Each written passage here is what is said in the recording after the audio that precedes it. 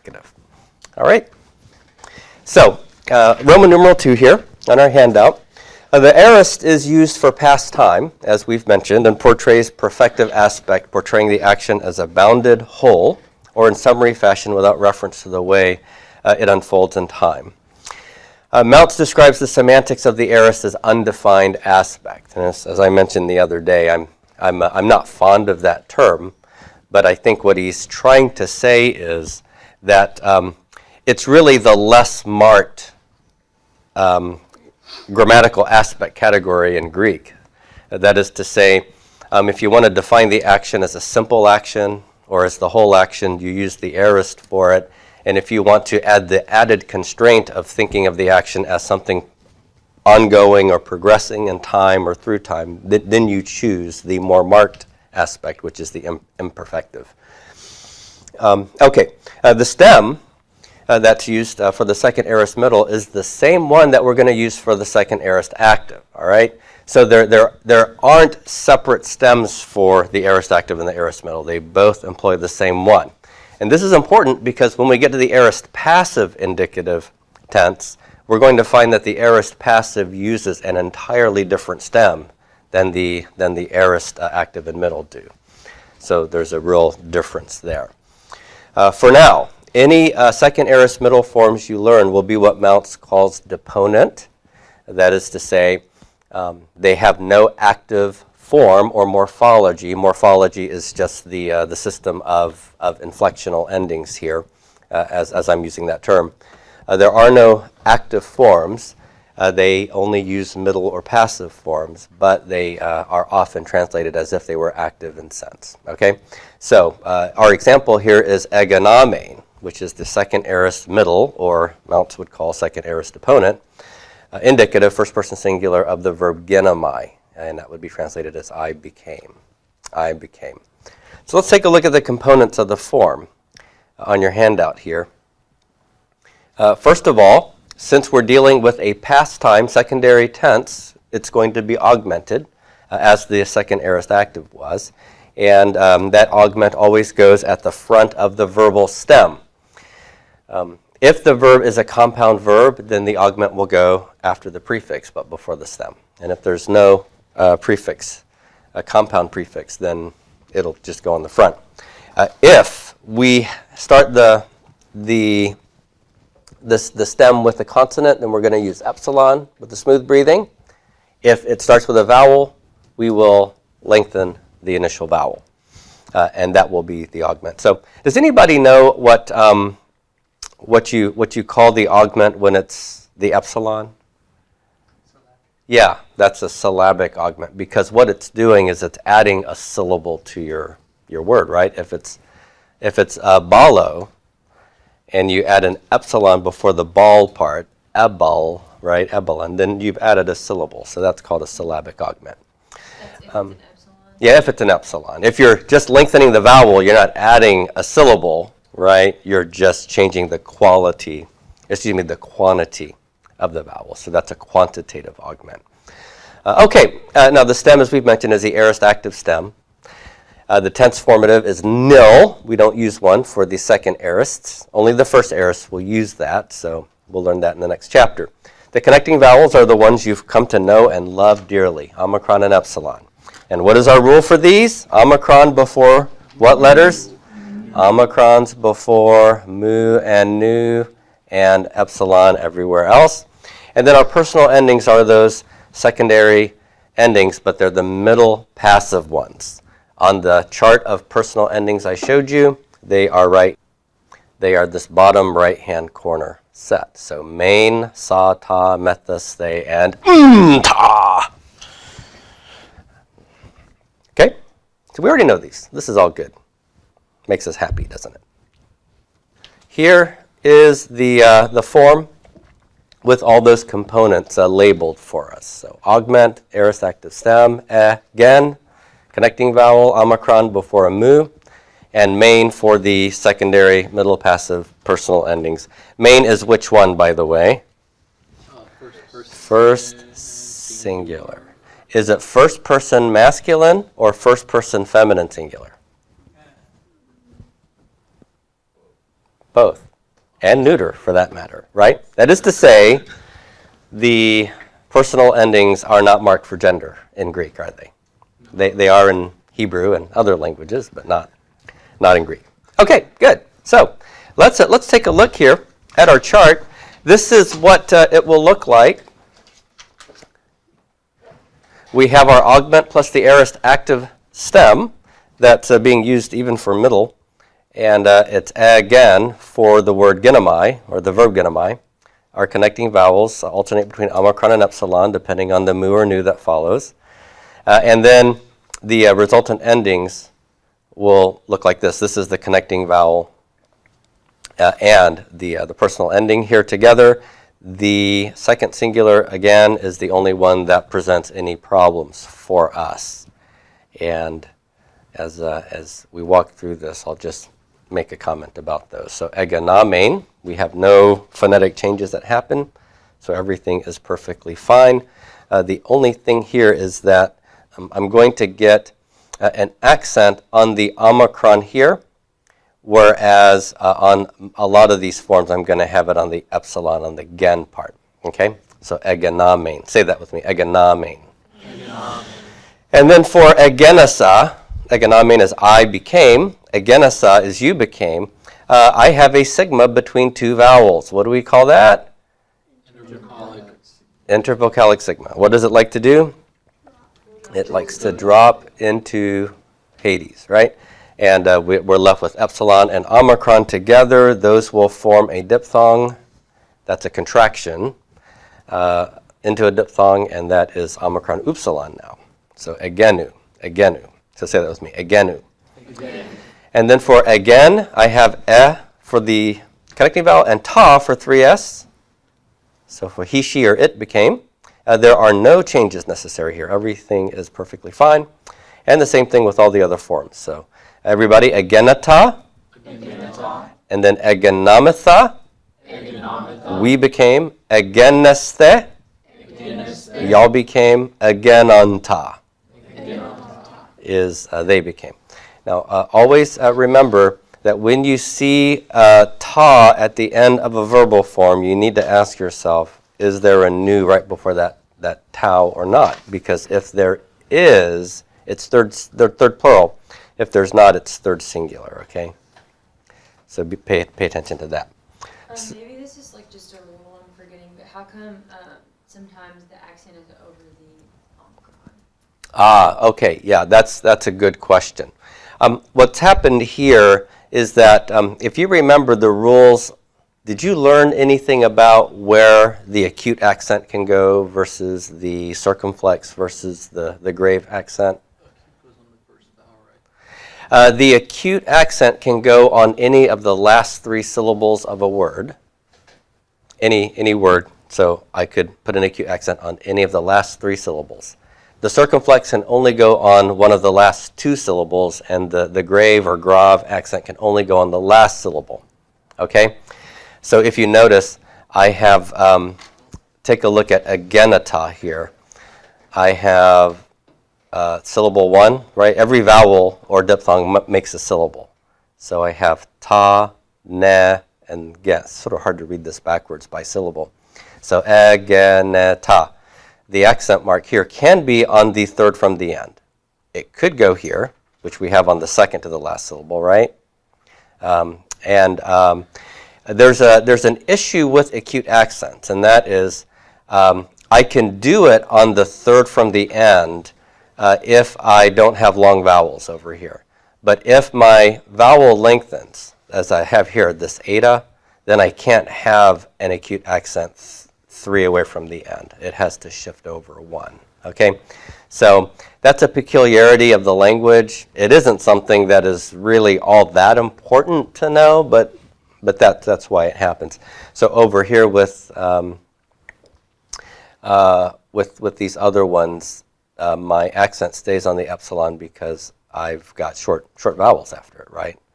And over here, it would like to have been agenamatha, but acute accents can't go 4 from the end, and that's why it shifts over 1 for agenamatha. Okay? All right, there you go. let's take a look at the forms of genomai in the imperfect middle versus the second aorist middle. And I want you to just pay attention to the fact that, as was mentioned before, when you have a verb that takes a second aorist kind of formation pattern, it will look exactly like the imperfect in every respect except for the stem that is chosen. Okay?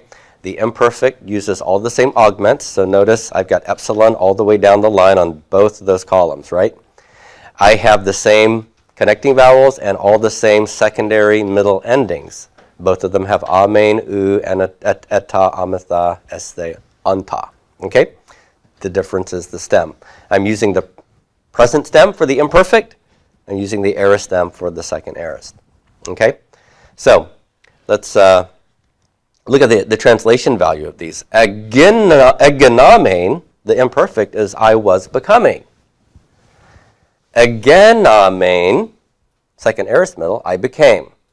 You see the difference in terms of aspect. If, I don't know, I'm trying to think of what some weird figure became. We just watched the Fantastic Four the other day. And, you know, in the process of turning into some, you know, weird superhuman creature, I would use the imperfect for that, right? Somebody was becoming whatever the rock man's name was. I can't remember. The Thing. The Thing? Yeah.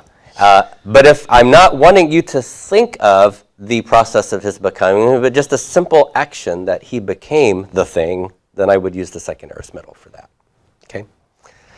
All right. So are there any questions about the formations here? I think that's the end of our handout. What do you recommend to help us with stems? Or at least, why am I stuttering? I had problems with the stems, like just knowing when to use what. Or like, what's a good way to remember that? Mm-hmm. Yeah. So are you asking how to know what a stem is for a particular verb, or when to know which tense uses which stem? Well, I know which tense uses which stem, but Okay. I don't know what the stem is. What the stem is. Here, it's going to be very helpful for you to know what your principal parts are. All right? So let me draw your attention to that. Okay, so I mentioned the principal parts appendix in the back of Mounce. I think this is 372 or something like that. And he gives you the most frequently occurring forms. So how do you figure out what the stem is? Let's say you're taking forms like these at the beginning of the list. That, you know, he starts alphabetically and works his way through. Let's go ahead and label these real quickly. All right. So those are our 6 columns: present active indicative, future active indicative, aorist active indicative, perfect active indicative, and then perfect middle, passive indicative, and aorist passive. All of these are supposed to be the first person singular, okay, form.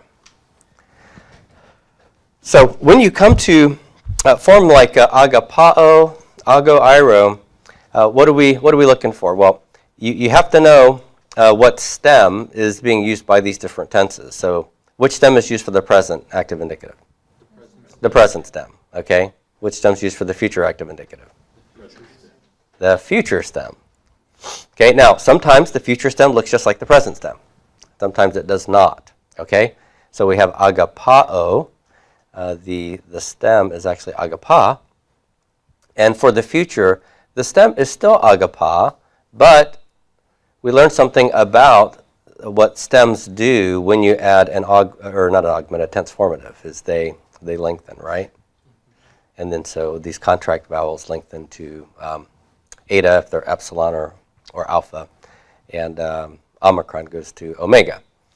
All right, ago, on the other hand, we have ag for a present stem. What is the future stem here? It's actually still ag. Okay, so how do I figure out what the future stem is? I strip off my personal endings on the very back, and I strip off any tense formatives, and what I'm left with is the stem that then takes on these extra parts. Okay. So, like with that one, would you need to would it be like it is right there, or would you need to go back to Ago? Like, are you gonna have to strip away any changes that have happened to it as well? Yeah. What I would suggest is that you learn to think of the stem as what you have left when you remove the following things: personal endings, tense formatives, and augments. Okay. Oh yeah, and then if it's a contract verb, then you undo any lengthening that happens as a result of some of these additions. So would that be the case with Ago? Yeah. So here, what we've done is we've stripped away the connecting vowel, personal ending, and the sigma of the future tense formative, and so what we're left is og, right? Because it's og, s, o, and it should have been me, right? Me's not used, omicron lengthens to omega, and it's the gamma sigma becomes c, so oxo, all right? So this is the true stem that's being used for the future, and it happens to be identical to the present, right? On the other hand, if we take anabino, which means to go up, this is a compound verb, so the ana part is really just a prefix. Bine is what I have left when I strip away personal endings and connecting vowels. I get the present stem as bine. Here, it's not bine, is it?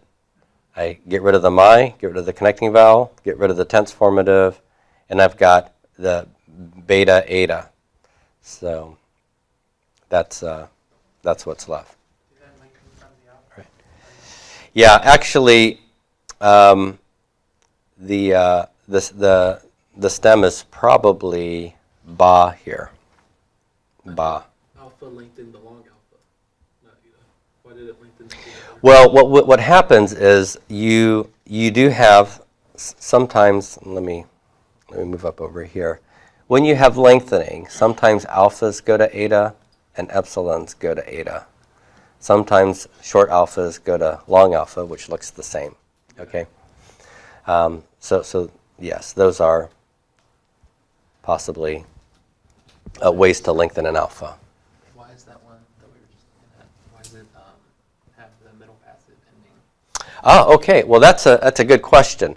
So remember how Mounce describes deponent verbs as verbs that have no active endings. They use middle passives, right? So as I mentioned, when we labeled these are the ideal labels: perfect active indicative, future active indicative. So I should be expecting active endings. So if for a particular chart where an active ending is expected and I get a middle or passive ending, then that's what Mounce would call a deponent verb in that stem. Okay? So how do we know about, for example, in the one we just did, it had a prefix? Is that what you said? That is that? Oh, yeah. So as you learn Greek, you're going to become acquainted with what the typical sorts of prefixes are that get attached to verbs, like anabino. You'll learn ana. Ana is actually part of that verb too. You don't see it because the alpha has dropped off due to the iota here, but here it's present because I don't have any iota there, right? So ana is frequent. Apa, so ap erkamai, ap athnesco, right? These are using the apa prefix. And so notice that your augmenting is going to happen after the prefix, but right before the stem, right? So pretty much because we don't know ana yet. Yeah, because you don't know ana, right. But kata, bino, kata is a prefix. Basically, whatever your prepositions are, frequently those prepositions can be attached as prefixes to a verb. How come the vowel that lengthens was at the end of the stem? Because I thought that you said that it would lengthen if it was at the front or For ana base Okay, yeah. I think what you're talking about is the augment, right? If my stem begins with a vowel here at the front of the stem, then I won't add an epsilon as an augment. I'm going to lengthen the vowel here if there's a vowel, right? So, but also, you have situations where the vowel in the stem sometimes lengthens with formation. So if you look, for example, here, this is the aorist form, and I've got an eta there, right? I have an eta here. Here I have an eta, but here I had an alpha, right? So the stem seems to alternate between beta alpha and beta eta throughout here, and that does happen sometimes with our verbs. But then for the aorist, is that epsilon's on Abane? That's our augment. Yeah. So it would have been ana Abane, but the last alpha drops out. It's called elision, and the augment stays. Yep. So, does liquid future just follow a future stem? Yes. Liquid futures. The liquid future is a feature of just the fact that the future stem has one of the so-called liquid consonants at the end of the stem, but it's just still a plain old future stem. Yeah. Okay, great. Let's stop there with the handout. Regarding the end of the chapter on Mounce, page 199, let me just point out that he now has added the second aorist active and middle to your master verb chart. So if you look at the master verb chart, we have present tenses, active and middle passive. Those use the present stem. The imperfect is the secondary tense, so the augment column will be filled up there, but it's using the same present stem, same connecting vowel. No tense formatives in these four, but we use secondary active and secondary middle passives for the personal endings. The futures, all futures are going to use in the active and the middle the future active stem. It's a matter of whether it's a liquid one or not, whether the tense formative is sigma or epsilon sigma. All of these have the same connecting vowels, which is beautiful. And since the future is not a past time tense, it uses which endings, the primary or the secondary?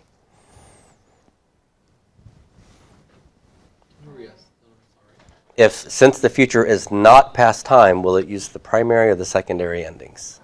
Primary, right? Secondary is reserved for past time. And then the second aorist we've now added to the list. And I want you to be working on memorizing this in my class, okay? All right. Yes, question. Tense formatives are elements that are added after the stem to indicate the grammatical tense. Okay, so the sigma indicates future, right? And when we get to the first aorist, sigma alpha will be the tense formative that we find used. The first aorist, yes. Okay, great. Let me have us read the vocab here together real quickly. So if you go to page 199 and repeat after me. Apathnesko. So I die. Artos. So bread, loaf, or food. So, when somebody refers to eating bread, that doesn't always literally mean bread, right? So my bread is to do the will of the Father. That's my food. Balo is I throw. So notice here, after I throw, we're given with the asterisk form, the real root of that verb is beta alpha lambda. 1 lambda, all right? And you see the beta alpha lambda in a lot of the forms of the principal parts here, but in the present and the imperfect, which uses the present stem, notice it's a double lambda. So this root has undergone some modification in order to form the present stem. Mounce chapter 20 talks about this, and I think it's a helpful chapter, although I would have written it a little bit differently, because I think there are a few things that Mounce says, or the order in which he says them is a little bit confusing. But the basic premise is right. We so frequently learn verbs in terms of the lexical form.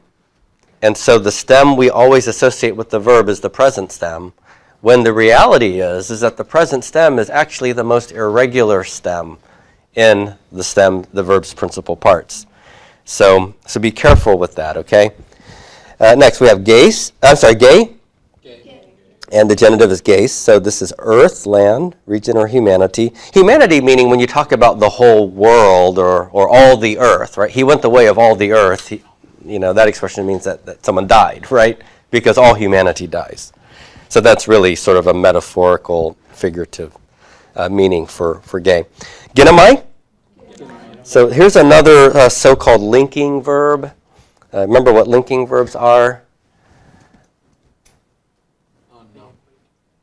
Yeah, so linking verbs draw a kind of equivalence between a subject and some predicate. So the verb to be is a linking verb. I am woman. Hear me roar. Right? I, woman. I am happy. I am, zealous. So I can use adjectives or nouns as the predicate. Here's the deal with linking verbs. What case must the subject of a linking verb be? No. Nominative. What case must the predicate in a linking verb construction be? It needs to be nominative as well. So if my verb were some action verb, then the noun that it affects would be typically what case? Accusative. I ate bread. Arton, right? It would be accusative because that's a direct object. But what someone is or becomes is not a direct object, okay? And so you're not going to put that in the accusative case. You have to put it in the nominative case. And so linking verbs will take predicates that are in the nominative case, whether they be nouns or adjectives. So I became something. Whatever it is I became will be in the same case as the subject. It will be nominative. All right, so I became, I am, I exist, happen, take place, am born, am created. Next, eis erchamai. Now, you know erchamai, don't you? So this is what we call a compound verb. It's a compound. It's a joining together of two elements, a prefix and the main stem. Eis erchamai. So I've added eis. What does eis mean? Into. So eis erchamai means not just to go, but to go in or into. That's right. Look at the next one. This is also a compound verb. Ex erchamai. So ek means out. So I go out of. I go out. So why can't that be I come out of also? Well, but like I came out of that house. That is a possible way to translate it. We're going in English to vary going and coming based on the perspective of the speaker with relation to which direction that action's going, right? So if I say John came over last night, then the idea is that John moved toward me, right? And if I say John went somewhere, then the idea is that he moved away, right? Okay, so next we have eti. Eti, so still yet, even. Heurisko. Heurisko is I find. The perfect active indicative, first singular, is heureka. Heureka. You know what that's from? That's Eureka. Archimedes, sitting in the tub, right? You guys know the story of Archimedes? Yeah? So apparently, this is what I remember reading. Apparently, he was, the king, whoever the king was, had asked somebody to make some gold, I think, out of some bars of gold, and he was afraid that this person was shaving off gold for himself and wanted to make sure that the gold he was getting back in coinage matched the gold he was getting back as the mass of gold. And he asked Archimedes to try to figure out a way to determine whether he was being cheated or not, and he couldn't figure out how to do it. And then as he got into his tub to think, he noticed that when his body went in, the water was displaced a certain amount. And he realized, okay, if I take water and put the gold in and see the displacement, then when the gold is transformed into these other things, I take it and put it in the same, water's measurement, and if it displaces by the same amount, then all the gold is there. So anyhow, he figured this out in the tub and cried, Heureka, I have found it. So there you go. Yes, some of us do our best thinking in the bath. All right, next, lambano. Lambano, I take or receive. Look here, the real root is lob, and it's the present stem that's a little bit more funky, right? I've got more added to the stem for the present stem, lamban. Okay, next, ute. So and, not, neither, nor. Pros erchamai. So I come or go to. Pros euchamai. I pray. I pray. So don't get erk and uk mixed up, okay? And then pur is fire, and it's neuter. Look at the genitive form, puras. Puras. What declension pattern does this one follow? Third declension. You see that os, third declension case ending, right? Okay, very good.